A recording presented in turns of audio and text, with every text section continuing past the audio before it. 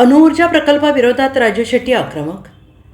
आंदोलन तात्पुरते स्थगित, लढा मात्र सुरू. कोकणातील प्रस्तावित अणुऊर्जा प्रकल्पाविरोधातील आंदोलन सध्या तात्पुरतं स्थगित करण्यात आलेलं असलं तरी हा लढा थांबलेला नाही असा इशारा शेतकरी नेते राजू शेट्टी यांनी दिला आहे. कोणत्याही परिस्थितीत हा प्रकल्प होऊ देणार नाही अशी ठाम भूमिका त्यांनी मांडली आहे. कोकणातील प्रस्तावित अणुऊर्जा प्रकल्पाविरोधात सुरू असलेल्या आंदोलनाबाबत बोलताना शेतकरी नेते राजू शेट्टी यांनी प्रशासन आणि पोलिसांच्या विनंतीनुसार तसेच कायदा आणि सुव्यवस्था कायम ठेवण्यासाठी आंदोलन तात्पुरत्या स्वरूपात स्थगित करण्यात आल्याचं स्पष्ट केलं आहे. आंदोलनात मोठ्या प्रमाणावर महिला सहभागी असल्याने कोणताही अनुचित प्रकार घडू नये यासाठी हा निर्णय घेण्यात आल्याचं त्यांनी म्हटलंय. मात्र हा निर्णय माघार नसून लढा कायम राहणार असल्याचं शेट्टी यांनी ठामपणे स्पष्ट केलंय. भविष्यात सर्वेक्षण किंवा जमिनीची मोजणी करण्यासाठी अधिकारी आल्यास त्यांना तीव्र विरोध केला जाईल असा इशारा त्यांनी दिलाय. आंबा काजू उत्पादक शेतकऱ्यांना जाहीर केलेली मदत तुकड्यांमध्ये न देता न्याय मिळावा तसेच प्रस्तावित अणुऊर्जा प्रकल्प कायमस्वरूपी रद्द करण्यात यावा ही आंदोलनाची प्रमुख मागणी असल्याचं त्यांनी म्हटलंय.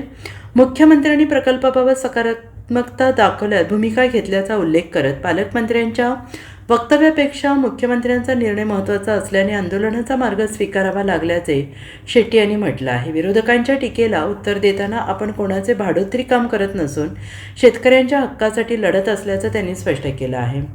कोणत्याही परिस्थितीमध्ये अणुऊर्जा प्रकल्प कोकणातल्या कुठल्याही जिल्ह्यामध्ये आम्ही होऊन देणार नाही.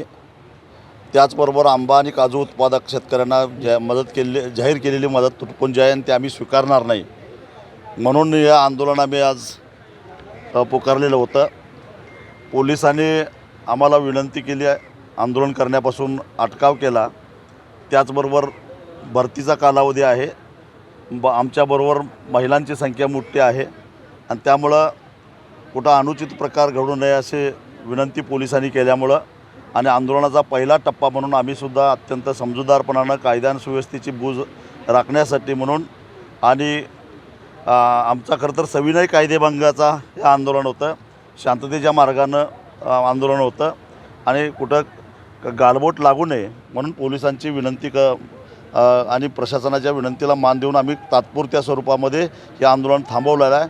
पण आम्ही कसल्याही प्रकारचा सर्वे करण्यासाठी किंवा मोजणी करण्यासाठी कुणी अधिकारी आला तर आम्ही वेळप्रसंगी कायदा हातात घेऊन आम्ही त्याला प्रतिकार करू आणि आंबा काजू उत्पादक शेतकऱ्यांना जोपर्यंत न्याय मिळत नाही आणि अणुऊर्जा प्रकल्प कायमस्वरूपी हद्दपार होत नाही तोपर्यंत आमचा लढा थांबणार नाही असा निर्णय घेऊन आमचं आंदोलन हे तात्पुरत्या स्वरूपामध्ये स्थगित केलं आहे. मुख्यमंत्र्यांनी विधानसभेमध्ये निवेदन केलं होतं की असा कोणताही प्रकल्प देवगडमध्ये होणार नाही, तरी सुद्धा तुम्ही आंदोलन करता, नेमकी भूमिका काय? मुख्यमंत्र्यांनी आपलं स्वतःचं एक्सवरचं हेच तपासून बघावं, पोस्ट तपासून बघावी. त्यांनीच म्हटलेलं आहे की देवगड तालुक्यामध्ये हा अणुऊर्जा प्रकल्प होणार आहे. जरी पालकमंत्री होणार नाही असं म्हणत असले तरी मुख्यमंत्र्यांनी मात्र स्टेटमेंट केलेलं आहे आणि म्हणूनच मुख्यमंत्री हे पालकमंत्र्यापेक्षाही वरिष्ठ आहेत आणि म्हणून आम्हाला आंदोलन करावं लागलं. पालकमंत्री असं म्हणतात की राजू शेट्टी यांना भाडोत्री म्हणून आणावं लागते आंदोलन. मी काय आहे आणि मला कुणी वाढवलं आहे हे मी मगाशी शेतकऱ्यांना सांगितलेलं. मी शेतकऱ्यांनी तयार केलेलं प्रॉडक्ट आहे.